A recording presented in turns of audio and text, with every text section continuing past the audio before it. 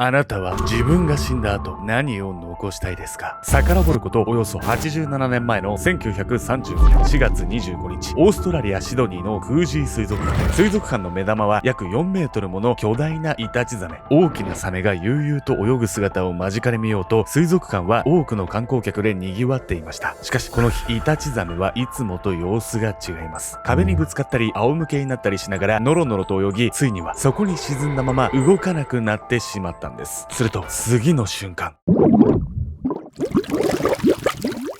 激しく体を震わせたイタチザメが口から何かを吐き出したのです。騒然とする観光客。それもそのはず、イタチザメが吐き出したものはなんと人間の腕だったんです。人間の腕を口から吐き出したイタチザメ。一体いつどこでサメは人間を食べたのか。一本の腕が導いたのは獣害事件ではなく迷宮事件の幕開けだったんです。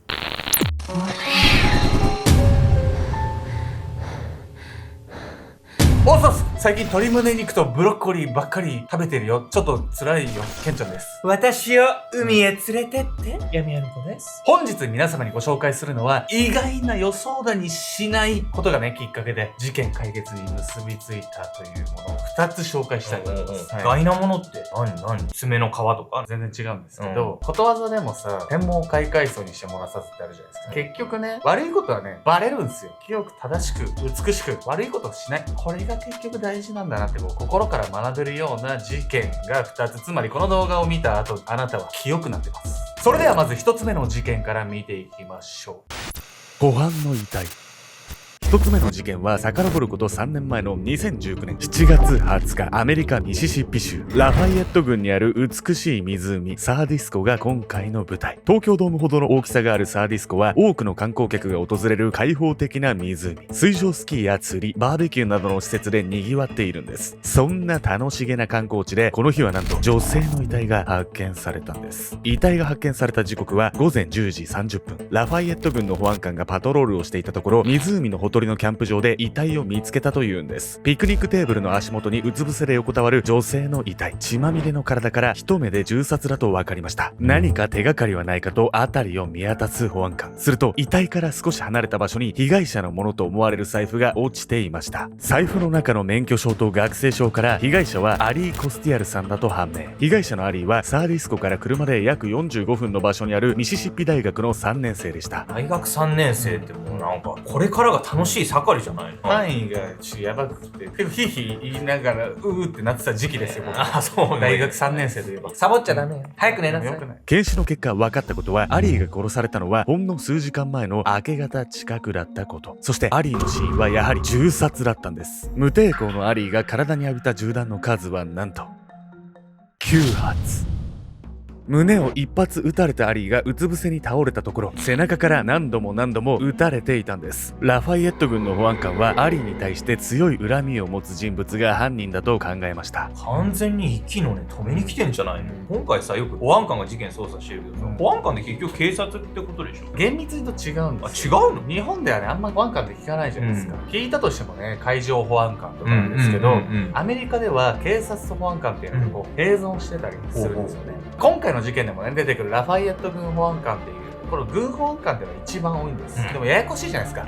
保安官、軍保安官、警察官、もう意味がわからない。というわけでね、本日のメトラキーワード、保安官について。アメリカの軍内で起きた事件の捜査や被疑者逮捕など公職を行うのが軍保安官。基本的な職務は警察と同じなんです。そして保安官は警察よりも昔から存在しています。連邦制のアメリカは州によって組織体制が変わります。特にニューヨークやロサンゼルス等の大都市では市が独自の警察組織を持ち、警察が事件の捜査や被疑者逮捕などを行っているんです。しかし小規模な都市では警察組織を持たずに昔から存在する保安官が公安職を行っているんです。ただし保安官が追っている犯人が軍や州をまたいだ逃亡を図った場合、その事件は警察に引き渡されるんです。確かにさ、考えてみればアメリカ映画とかもそうだけどさ、保安官って田舎町に出てくるイメージよね。なんかラファイエット軍保安官はですね、アリー殺害の事件を捜査する中であるものがなくなっていることに気がつくんです。ここにもない。ミシシッピ大学近くで暮らしていたアリーのアパートを捜査する保安官。あれさえあれば犯人が特定できるはずなのに。保安官が探しているもの、それはアリーのスマートフォンでした。重要な手がかりが残されているはずのスマートフォンがどこを探しても見つからないんです。保安官はふと数時間前に事情聴取をしたアリーの母シンディのことを思い出しました。アリーの死を聞き、すぐに駆けつけたアリーの母、シンディと父のキース、ミズーリ州セントルイスに住む二人は、車を5時間運転してミシシッピ州に飛んできました。霊安室に入り、アリーの遺体を見るなり泣き叫ぶ母、シンディ。そして、シンディにそっと寄り添う父、キース。頃合いを見て、保安官は二人に尋ねました。最近アリーの様子で変わったことは？すると、母のシンディはこう答えたんです。昨日の夜7時、私はアリーと電話で話をしました。その時アリーは、これから友人と出かけると言っていたんです。昨日の夜7時といえば、アリーが殺されるおよそ8時間前。その話が本当なら、アリーが会っていた友人を探す必要があるんです。保安官は母シンディに、夜の外出とは心配でしたね、と声をかけました。アリーが誰と会ってたか探るためにもさ、スマホの履歴が必要よね、これね。いや、そうなんですよ。スマホがないと始まらないんです。でもこの後ね、スマホはなかったんですけど、結論から言うと、ある別のところから手がかりを発見する。保安官はもう一度アリーの部屋を見渡したんです。何か見落としていることはないか。するとあるものが目に留まったんです。それは枕元に置いてあるアリーの腕時計、アップルウォッチ。もしかして保安官がアップルウォッチを操作すると、なんとそこには重要な手がかりが残されていたんです。それはアリーのスマートフォンでやり取りしたテキストメッセージ。アップルウォッチには連動しているスマートフォンのメッセージを保存する機能が備わっているんです。保安官は保存されたメッセージを全て確認し、2つの事実を手に入れました。1つはアリーが殺害された日に会う約束をしていた人物。もう1つはアリーが殺害される3ヶ月前、その人物にこんなメッセージを送っていたこと。私、妊娠したみたい。誰この人？もう少しね、アリーのこの事件を深掘りするためにも、アリーのね、交友関係から深掘りしていきたいと思います。浮かび上がる容疑者。聡明で社交的、キャンパスのリーダー的存在のアリーは充実した学生生活を送っていました。そんなアリーには恋人の存在も。同じ大学に通うブランドン・ティーズフェルドです。アリーとブランドンは大学1年生の秋に出会い、すぐに交際をスタート。面倒見のいいアリーとマイペースなブランドンはお似合いで、友人を交えたオープンな交際をしていたんです。しかし、すぐにアリーとブランドンの仲はうまくいかなくなったんです。隠し事をせずに何でも言い合いたいアリーに対し、何を考えているのかわからず、つかみどころのないブランドン。アリーはそんなブランドンの気を引こうと一生懸命になり振り回されていたんです。一方ブランドンはアリーに対する気持ちが冷めきっていました。ブランドン贅沢だな、可愛いだろ。アリーが追いかけてるような関係だったのね、これね。こんなね状態が続いた2人だったんですけど、ある日ブランドンが思いもよらない行動に出るんです。スマートフォンを確認したブランドンは大きなため息をついた。またアリーか。1日に何度も届くアリーからのメッセージ。ねえねえ、今日面白いテレビを見たの。なんだか寝不足だわ。寂しい。これを見たら返信して。ブランドンにとってはどうでもいい内容ばかり。いい加減俺に感情をぶつけてくるのはやめてくれよ。ブランドンはアリーの存在を煩わしいと思っていた。3ヶ月前、アリーから妊娠したというメッセージを受け取ったブランドン。驚いてすぐに子供はいらないと返信してからアリーのメッセージは無視していた。ただ話し合わなければいけないことも分かっていた。ブランドンは再び大きなため息をつき、3ヶ月ぶりにアリーにメッセージを送った。今夜会って話そう。ブランドンはアリーと会う場所を考えた。夜人気がなくて大きな音を出しても気にならない場所。サーディスコ。そしてブランドンは父親のクローゼットに隠してある銃を自分のバッグに忍ばせた。アリーを殺したのは恋人のブランドンでした。子供ができたというアリーのことをブランドンは鬱陶しく思っていたんです。そしてアリーの遺体が発見されてから2日後の7月22日、テネシー州警察はテネシー州メンフィスのガソリンスタンドで逃亡中のブランドンを逮捕。ブランドンが州をまたいで行動しちゃったから、保安官から警察に事件が引き継がれたってわけね。その通りです。そしてブランドンはこの時の裁判で思いもよらない事実を突きつけられることになるんです。それはアリーが妊娠していなかったということ。アリーはきっとブランドンの気持ちを確かめるために妊娠したと嘘をついてしまったのかもしれません。失ったアリーの命と終身刑を言い渡されたブランドン。一つの嘘が引き起こすには大きすぎる代償でした。ブランドンはもっとさ、誠実にピュアにね、アリーに接してほしかったわよ、これは。そうっすよ。別れ話をするにしてもね、やってることがひどすぎるし、でもアリーもアリーでね、嘘から始まってるじゃないですか、妊娠したってね。続いての2つ目の事件なんですけど、サメなんです。サメ？キーワードはサメ。今回の事件はですね、なんとサメの口から吐き出されたあるものがきっかけで大騒動に発展していくんです。賑わう水族館。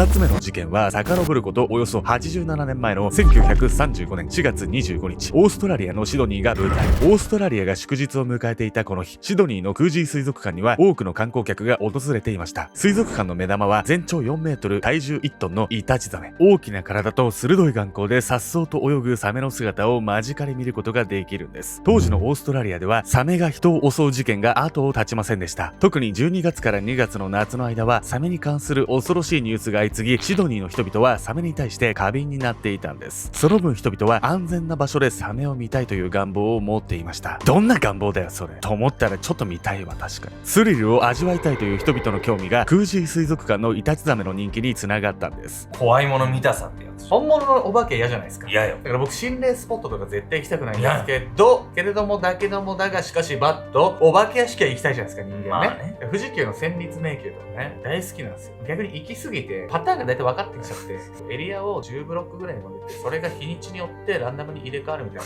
富士急さんどうですか？イタチザメの水槽を囲む多くの観光客。人々は悠々と泳ぐサメの姿を期待していたんですが、この日のイタチザメはいつもと様子が違いました。広い水槽の中をノロノロ泳ぎ、壁にぶつかったり、そこに沈んだり、そしてついにイタチザメは沈んだまま動かなくなったんです。一体どうしたのかと心配になりながらイタチザメを凝視する観光客。すると突然、イタチザメは体を大きく震わせたんです。次の瞬間、イタチザメの口から止めどなく吐き出される茶色い泡、そして辺りに立ち込めるものすごい悪臭。イタチザメは胃の中のものを吐き出しているんです。水槽の中には大量の泥に混ざった魚や鳥、ネズミなどが散乱していました。騒然とする水族館。係員が慌てて駆けつけます。そんな中、一人の観光客が水槽の中に浮かぶあるものを指さして叫びました。皆一斉に水槽の中のあるものに注目するんです。そこに浮いていたのはなんと人間の腕だったんです。サメの口から腕が出てくるんですよ。実際現場で見た人めちゃくちゃトラウマですよ。ゾッとするわよもう。イタチザメがクージー水族館に来たのはほんの1週間前のこと。クージービーチ沖で偶然にも浜にあげられたこのイタチザメを水族館の経営者が連れてきたんです。海にいた時に人間を襲ったのだろう。誰もがそう思いました。しかしこの事件は意外な展開を迎えることになるんです。実はこの時イタチザメが吐き出した腕はなんとナイフで切り取られたものだったんです。つまりサメは何者かが切り落とした腕を食べたということ。そうなんです。これはサメによる獣害事件ではなく殺人事件の可能性を意味していたんです。サメが吐き出した腕から事件が発覚するとか聞いたことないわよ。ショッキングすぎシますよ。ョッキングよ。このハプニングはね、もちろんもう地元中で話題になってね、大きく取り上げられたんですけど、警察はですね、その腕にあるものがあってですね、これがヒントになるんじゃないかとして、なんと新聞に腕を載せたんです。日本だとね、ありえないんですけど、そこからね、何か情報が来るんじゃないかな。この腕見たことある。そして事件はすぐに動き出したんです。腕の持ち主。朝新聞を読んでいたエドウィン・スミスは掲載されている写真を見て眉を潜めました。エドウィンが見ているのは水族館のイタチザメが吐き出したという腕の写真。腕の特徴が最近連絡が取れなくなった45歳の兄ジェームズ・スミスのものとそっくりなんです。腕の特徴とはタトゥー。二人のボクサーが向かい合いファイティングポーズをしているタトゥーは元ボクサーの兄ジェームズ独自のデザイン。間違いないと確信したエドウィンはすぐさま通報。そして警察は腕から採取した指紋からジェームズの腕だと断定。珍しいタトゥーだからね、これは出しといて正解だったわね。警察もある意味では英断と言えるかもしれないですよね。タトゥーの写真がなかったらずっと迷宮入りだったかもしれない。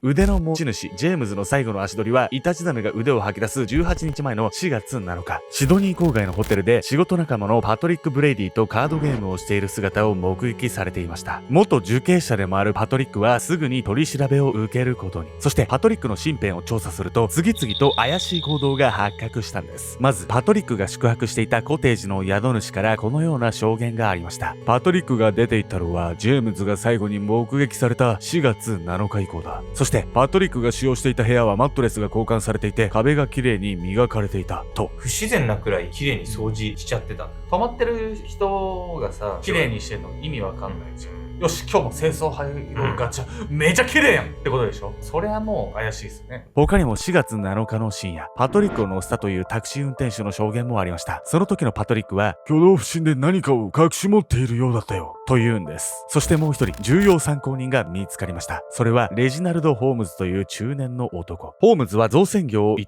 みながらも、犯罪組織のボスとして裏社会に君臨している男でした。腕の持ち主、ジェームズと元受刑者パトリックは、ホームズが企てる保険金詐欺に加担する仲だったんです。裏社会で3人は繋がってたのね、これ。事件のね、核心に迫ってきてるんです。犯罪組織のボスということもあり、捜査に協力したくなかったホームズ。しかし、自分にジェームズ殺害の容疑がかかり始めると、次のように口を割ったんです。犯人はパトリックだ。ホームズの証言はこうでした。ジェームズが最後に目撃された4月7日の夜遅く、ホームズの家にパトリックがあるものを持って訪ねてきたというんです。これを見てくれ。パトリックがビニール袋から取り出したものはなんと、切り取られた片腕だったんです。